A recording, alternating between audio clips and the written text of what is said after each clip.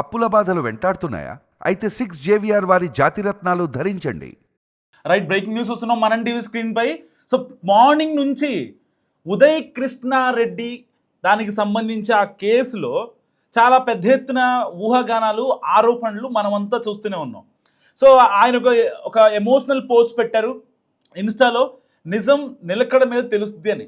So అతను పెట్టిన పోస్ట్కి అసలు ఏంటా అని వాళ్ళ కుటుంబ సభ్యులతో మాట్లాడితే, ఎందుకంటే ఆ శానిటైజర్కి సంబంధించి దేంట్లోనో కలుపుకొని తాగాడు. సో అది కాస్త పాయిజన్ అయింది. సో వెంటనే పరిస్థితి విషమించడంతో అతన్ని ఎస్ఆర్ నగర్లోని ఉమేష్ చంద్ర స్టాచ్యూ దగ్గర ఉన్నటువంటి ఒక హాస్పిటల్లో, ప్రైవేట్ హాస్పిటల్లో అతన్ని పెట్టారు. సో ఆ సిచ్యువేషన్ కూడా అతని పరిస్థితి కొంచెం సీరియస్గానే ఉన్నప్పటికీ వెంటనే హాస్పిటలైజ్ చేయడం వల్ల కొంచెం ప్రాణాపాయ స్థితి నుంచి బయటపడ్డాడు, అవుట్ ఆఫ్ డేంజర్ ఇప్పుడు. సో మరికొద్ది గంటల్లో అతను డిశ్చార్జ్ అవ్వబోతున్నాడు. సో దీనికి సంబంధించి అసలు ఉదయ్ కృష్ణారెడ్డి జీరో నుంచి హీరోకి వెళ్ళి హీరో నుంచి జీరోకి ఎలా పడిపోయారు, అసలు ఏంటి అనే దాని గురించి ఒక చిన్న బ్రీఫ్ ఇస్తా. సో ఉదయ్ కృష్ణారెడ్డి బాపట్ల జిల్లాకు సంబంధించినటువంటి వ్యక్తి, ఒక నిరుపేద కుటుంబానికి సంబంధించినటువంటి వ్యక్తి. వాళ్ళ అమ్మ నాన్న లేరు, వాళ్ళ నానమ్మే అతన్ని పెంచారు. సో వాళ్ళ గ్రాండ్ మదర్ పోర్షన్లో నుంచి బయటకు వచ్చిన తర్వాత సో అతను కానిస్టేబుల్గా వచ్చాడు. అండ్ ఆ కానిస్టేబుల్ నుంచి ఇవాళ కట్ చేస్తే ఐపీఎస్ ట్రైనింగ్లో ఉన్నాడు. మరి కానిస్టేబుల్గా ఎందుకు రిజైన్ చేశాడంటే ఒక చిన్న, అంటే ఎవరికైనా మనసు అనేది ఉంటుంది. సో దాన్ని అపహాస్యం కానీ అవహేళన చేస్తే కానీ ఎవరు కూడా ఒప్పుకోలేరు. ఒక సిఐ చేసిన ఒక స్మాల్ ఓవర్ యాక్షన్కి అతను జాబ్ రిజైన్ చేశాడు. సో నా మనస్సాక్షిని ఎవరూ కించపరచలేరు, నా మనస్సాక్షిని ఎవరూ మోసం చేయలేరు. సో నేను ఐపీఎస్ అవ్వలేని చెప్పి చాలా గట్టిగా పంతం పట్టి 4 సార్లు ఫెయిల్ అయ్యి 5వ సారి కొట్టాడు ఐపీఎస్. సో దాని తర్వాత 326 ర్యాంక్ వచ్చింది మనోడికి. అందుకు జీరో నుంచి హీరో అయ్యాడు ఈ యొక్క ఉదయ్ కృష్ణారెడ్డి. సో ఇలాంటి నేపథ్యంలో ఉదయ్ కృష్ణారెడ్డి హైదరాబాద్ లిమిట్స్లోని ఎన్పిఏలో, నేషనల్ పోలీస్ అకాడమీలో ఎప్పుడైతే ట్రైనింగ్ తీసుకుంటున్న సమయంలో, అంటే అది ఫిజికల్ ట్రైనింగ్ ఉంటుంది, మెంటల్ ట్రైనింగ్ ఉంటుంది, నెక్స్ట్ లెవెల్ ట్రైనింగ్ ఉంటుంది అక్కడ. సో ఐపీఎస్లకి ఎందుకంటే తన కింద ఐపీఎస్ కింద ఉండేటువంటి ఆ క్యాడర్ కావచ్చు, సో వేరే వాళ్ళు చెప్పే నిజాల అబద్ధాల వాళ్ళని, అంటే మనిషి మొహం చూసి కూడా వాళ్ళు మాట్లాడే విధానాన్ని చూసి, సో అంటే ఎస్ఐలకి సిఐలకి ఉండే ట్రైనింగ్ కాదు, ఐపీఎస్లకు ఉండేది ఇంకా నెక్స్ట్ లెవెల్ ట్రైనింగ్ ఉంటుంది. సో ఇలాంటి నేపథ్యంలో అక్కడ ఒక మహిళా ఐపీఎస్ ట్రైనీ ఇతనికి కలవడం జరిగింది. సో ఆవిడ పేరు డిస్క్లోజ్ చేయకూడదు, ఎందుకంటే ఆవిడ ఆల్రెడీ ఇక్కడ ఒక విక్టిమ్గా ఉన్నారు ఇప్పుడు.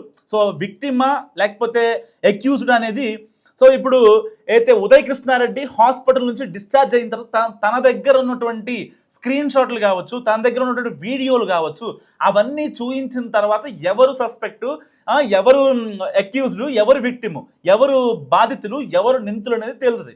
కానీ ఇలాంటి నేపథ్యంలో ఇప్పుడు ఒక మహిళ డైరెక్ట్గా పోలీస్ స్టేషన్కి వెళ్ళి నన్ను ఇబ్బంది పెట్టాడు, నా భర్తకు కూడా నా వీడియోలు పంపిస్తా అన్నాడు, నా మెడ కింద కత్తి పెట్టాడు, నా ఫోన్ లాక్కున్నాడు, నా పాస్వర్డ్ కొట్టేశాడు, నన్ను ఇబ్బంది పెట్టాడు, నన్ను వేధించాడు అని చెప్పి ఒక మహిళ, అది కూడా ఐపీఎస్ ట్రైనింగ్ తీసుకున్నటువంటి మహిళ వెళ్ళి తన మీద అఘాయిత్యానికి పాల్పడ్డారని, తనని వేధించారని కేసు పెడితే, సో మన భారతదేశ రాజ్యాంగం ప్రకారం ఉన్న సెక్షన్ల ప్రకారం ఎట్టి పరిస్థితుల్లో కేసు తీసుకోవాల్సిందే, 24 hours లోపు ఎఫ్ఐఆర్ అవ్వాల్సిందే, పోలీసులు కేసు కట్టాల్సిందే, there is no doubt about it. So దీనికి సంబంధించి పోలీసులు ఉదయ్ కృష్ణారెడ్డికి ఒక లెటర్ రాశారు. సో మీ మీద ఈ ఎలిగేషన్స్ వచ్చాయి, ఎట్టి పరిస్థితిలో మీకు 8 రోజులు సమయం ఇస్తున్నాం, దీనికి సంబంధించి మీరు ఆ యొక్క ఎక్స్ప్లెనేషన్ ఏదైతే ఉంటుందో అది ఇవ్వండి అని చెప్పారు. సో దానికి సంబంధించి పోలీసులకు సంబంధించి ఎన్పిఏ నుంచి బయటకు వచ్చాడు ఉదయ్ కృష్ణారెడ్డి. వెంటనే బయటికి రాగానే వెంటనే ఒక ఇన్స్టాలో స్టోరీ పెట్టాడు. ఇది ఒక పోస్ట్, ఏంటిది అది, లేదు నిజం నిలకడమే తెలుస్తుంది, నా మీద పిచ్చి ఆరోపణలు చేయడం కరెక్ట్ కాదని చెప్పాడు. సో దాని తర్వాత సరిగ్గా బ్రేకింగ్ న్యూస్, మార్నింగ్ నుంచి 2 బ్రేకింగ్లు. ఒకటి అతని ఇన్స్టా స్టోరీ కావచ్చు, ఆల్రెడీ నిన్న సాయంత్రమే అతని మీద ఎలిగేషన్స్ వచ్చాయి. ఆ తర్వాత ఇవాళ మార్నింగ్ అతని ఇన్స్టా స్టోరీ, అండ్ దాని తర్వాత అతను బలవన్మరణానికి పాల్పడటం. ఎందుకు బలవన్మరణానికి పాల్పడ్డాడు, మరి ఐపీఎస్ కదా, ఫిజికల్గా మెంటల్గా చాలా స్ట్రాంగ్గా ఉండాల్సిన వ్యక్తి, మరి ఎందుకు అతను బలవన్మరణానికి పాల్పడ్డాడు అంటే తన మీద జరుగుతున్నటువంటి నెగిటివ్ ప్రచారం, ఒక మొత్తం అంటే ఒక బేస్లెస్ ఎలిగేషన్ జరిగింది కాబట్టే అతను అంత సెన్సిటివ్ అయిపోయాడు. చాలా మంది మాట్లాడుకుంటున్నారు, అంటే ఏదైనా అంటే ఈవెన్ మనం టీవీలో కూడా మనం మాట్లాడుకున్నాం, వచ్చిన ప్రాథమిక ఇన్ఫర్మేషన్ ప్రకారం ఇక్కడ సస్పెక్ట్ ఎవరు, ఎక్యూజ్డ్ ఎవరు, లేకపోతే విక్టిమ్ ఎవరు, సో మనం డిసైడ్ చేసినా సరే పోలీసులు ఆ యొక్క న్యాయ వ్యవస్థకి గౌరవించి ఒక విక్టిమ్ తరహాలో కేసు పెట్టింది కాబట్టి అది ఆవిడే విక్టిమా ఆవిడే ఎక్యూజ్డా అనేది మరికొద్ది సేపట్లో మరికొద్ది గంటల్లో తేలాల్సి ఉంది. ఎందుకంటే ఒక నాణ్యానికి ఒకవైపు మాత్రమే ఇప్పటిదాకా చూసాం, కానీ నాణ్యానికి ఇప్పుడు రెండో వైపు కూడా ఇప్పుడు చూడాల్సిన పరిస్థితి ఏర్పడింది. ఎందుకంటే ఇక్కడ ఉదయ్ కృష్ణారెడ్డి సోదరుడి ఇంట్లో ఎప్పుడైతే అతను బలవన్మరణానికి పాల్పడ్డాడో సో వెంటనే ఎస్ఆర్ నగర్ హాస్పిటల్కి తరలించి అతనికి చికిత్స అందించారో, నిజంగా కాస్త లేట్ అయితే అతను అనంత లోకాలకు వెళ్ళిపోయేవాడు. అంటే అన్యాయంగా కృష్ణారెడ్డి అనంత లోకాలకు వెళ్ళిపోయాడు. ఈ మాట ఎందుకు అంటున్నాను గుర్తుపెట్టుకోండి, వీడియో చివరి వరకు చూస్తే మీకు అర్థమవుతుంది. అండ్ ఇంకో విషయం ఏంటంటే వాళ్ళ సోదరులతో వాళ్ళ బంధువులతో మాట్లాడిన తర్వాత వాళ్ళు చెప్తున్నటువంటి అంశం ఏంటంటే మా దగ్గర స్క్రీన్ షాట్స్ ఉన్నాయి, అయితే ఉదయ్ కృష్ణారెడ్డి ఫోన్లో తనకు సంబంధించిన వీళ్ళిద్దరూ కలిసి తిరిగినటువంటి బయటికి వెళ్ళడం కావచ్చు, లేకపోతే ఒక సినిమాకి వెళ్ళటమో, లేకపోతే బయటికి అలా సరదాగా సిటీ చూడటానికి వెళ్ళటమో, దానికి సంబంధించినటువంటి స్క్రీన్ షాట్స్ అండ్ ప్రతి ఒక్క పిక్ ఏ రోజు ఏం జరిగింది అనే దానికి దీనికి సంబంధించిన మొత్తం డీటెయిల్స్ ఉన్నాయి. అంటే ఇక్కడ వాళ్ళు కుటుంబ సభ్యులు ఇస్తున్న ఇన్ఫర్మేషన్ ప్రకారం వాళ్ళిద్దరి మధ్య ఒక కాన్వర్సేషన్ జరిగింది. అది కంప్లీట్గా 99.9% చాలా పాజిటివ్గా ఉంది. మరి ఎక్కడ చెడింది అనేది ఇప్పుడు తెలియాల్సింది. సో దానికి ఈ యొక్క ఉదయ్ కృష్ణారెడ్డి వాళ్ళ బంధువులు చెప్తున్న దాని ప్రకారం ఏంటంటే అదే నేను మొత్తం అంటే 100% నిజం అంటలేదు, కానీ ఆ బంధువులు చెప్తుంది ఏంటంటే ఎట్టి పరిస్థితుల్లో వాళ్ళ దగ్గర ప్రూఫ్స్ ఉన్నాయి, 100కు పైగా స్క్రీన్ షాట్లు, వీడియోలు, ఆడియోలు ఇవన్నీ ఉన్నాయి. సో మరి కాసేపట్లో లాయర్లతో మాట్లాడిన తర్వాత వాటిని మేము బయట పెడతాం, అప్పుడు తేల్చండి మీరు ఎవరు ఎక్యూజ్డ్ ఎవరు విక్టిము అనేది. సో ఇలాంటి నేపథ్యంలో కొన్ని డాట్స్ కనెక్ట్ చేసుకునే ప్రయత్నం చేద్దాం. సో ఆ మహిళ ఐపీఎస్ ఎవరైతే ఉన్నారో, ట్రైనీగా తోటి ఎవరైతే ఉన్నారో ఆవిడ ఆల్రెడీ పెళ్ళైంది, తనకి ఏజ్ వచ్చేసి 30 ఏళ్ళు. ఆల్రెడీ అతని భర్త తమిళనాడులో ఉన్నారు, ఒక ఐఏఎస్గా వర్క్ చేస్తున్నారు. ఎప్పుడైతే వీళ్ళిద్దరి వ్యవహారం కొంచెం అంటే శృతి మించుతోందో అప్పటికే వాళ్ళ హస్బెండ్కి ఇతను ఈ ఉదయ్ కృష్ణారెడ్డి హాస్పిటల్లో ఉన్నటువంటి ఉదయ్ కృష్ణారెడ్డి మ్యాటర్ మొత్తం చెప్పేశారు. సో మ్యాటర్ మొత్తం చెప్పిన తర్వాత నా భర్తకి నా పర్మిషన్ లేకుండా ఎలా చెప్తావంటూ ఆవిడ చాలా పెద్ద దాన్ని అంటే మెహర్బానీ చేసేసింది. అంటే వాస్తవానికి ఇక్కడ ఉదయ్ కృష్ణారెడ్డి చాలా రోజులుగా వీళ్ళిద్దరూ ఒక రిలేషన్లో ఉన్నారు. దాని తర్వాత ఎప్పుడైతే ఈ రిలేషన్ అంతా వద్దు మనకి, ఆల్రెడీ నీకు పెళ్ళైంది, వీళ్ళిద్దరూ పెళ్ళికి కూడా చూసారంట ఆవిడ ప్రోద్బలంతోనే, ఆవిడ ప్రెజర్ వల్లే, అండ్ ఇప్పుడు కూడా మళ్ళీ ఆవిడే కేసు పెట్టిందని చెప్పి ఈ యొక్క ఉదయ్ కృష్ణారెడ్డి వాళ్ళ బంధువులు మాట్లాడుతున్నారు. దానికి సంబంధించి వాళ్ళు మాట్లాడుతున్నారు కాబట్టి మనం మాట్లాడుకోవడం కాదు, వాళ్ళ దగ్గర సాలిడ్ ఎవిడెన్సెస్ ఉన్నాయని చెప్పి చాలా కరాఖండిగా చెప్తున్నారు వాళ్ళు. అంటే ఇక్కడ వాస్తవానికి ఇక్కడ కొన్ని కేసులు మనం చూసుకుందాం. అంటే ఇక్కడ ఒక మహిళను లేదంటే సామాజిక వర్గ పరంగా వాళ్ళకున్న సెక్షన్లు కావచ్చు, వాళ్ళకున్న ఆ వెసులుబాటు కావచ్చు, దీనివల్ల నిజంగా అంటే న్యాయ వ్యవస్థ ఎట్టి పరిస్థితుల్లో అక్కడ ఎఫ్ఐఆర్ జరగాల్సిందే.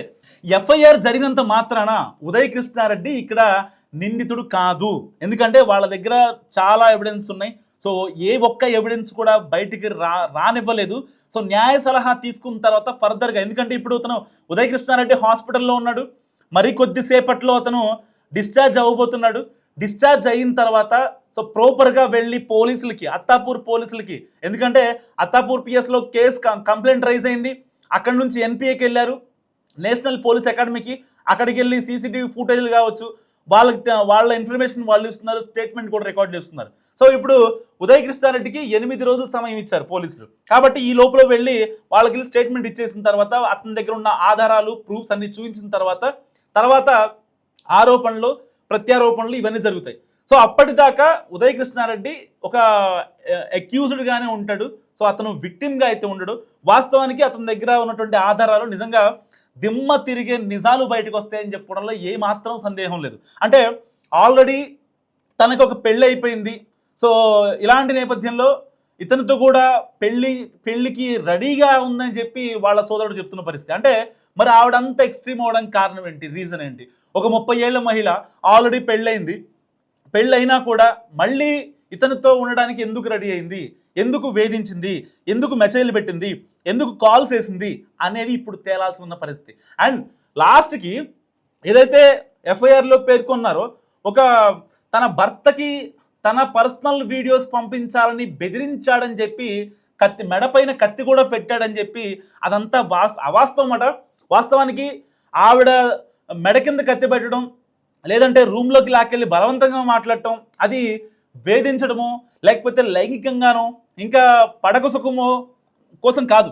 వాస్తవానికి అంటే ఫస్ట్ ప్రాథమిక ఇన్ఫర్మేషన్ కోసం చాలా వరకు చాలామంది మాట్లాడారు. కానీ దాని వెనుక ఉన్న వాస్తవం ఏంటంటే ఏదైతే ఆ మహిళ ట్రైనీ ఐపీఎస్ వాళ్ళ భర్తకి కంప్లైంట్ చేసిందో, ఆ భర్తకి కంప్లైంట్ చేసిన తర్వాత ఇతనికి ఫోన్ చేసి మీ యొక్క ఎన్పిఏకి సంబంధించి వాళ్ళ అఫీషియల్స్కి మేము కంప్లైంట్ చేస్తాం, నువ్వు ఐపీఎస్గా అవ్వకుండా నేను చూస్తా అని చెప్పి ఆ మహిళా ట్రైనీ ఐపీఎస్ వాళ్ళ భర్త ఈ ఉదయ్ కృష్ణారెడ్డికి ఫోన్ చేసి అతి దారుణంగా అత్యంత అసభ్యకరంగా మాట్లాడితే అప్పుడు దానికోసం నేను వేధించట్లేదు మీ ఆవిడే నన్ను వేధిస్తుందని చెప్పి ఒక ప్రూఫ్ కోసం ఆ అమ్మాయిని కరెక్ట్గా జూలై 9న 9 గంటలకు ఆ అమ్మాయితో మాట్లాడే క్రమంలో ఆ అమ్మాయిని లోపల లాగాడు.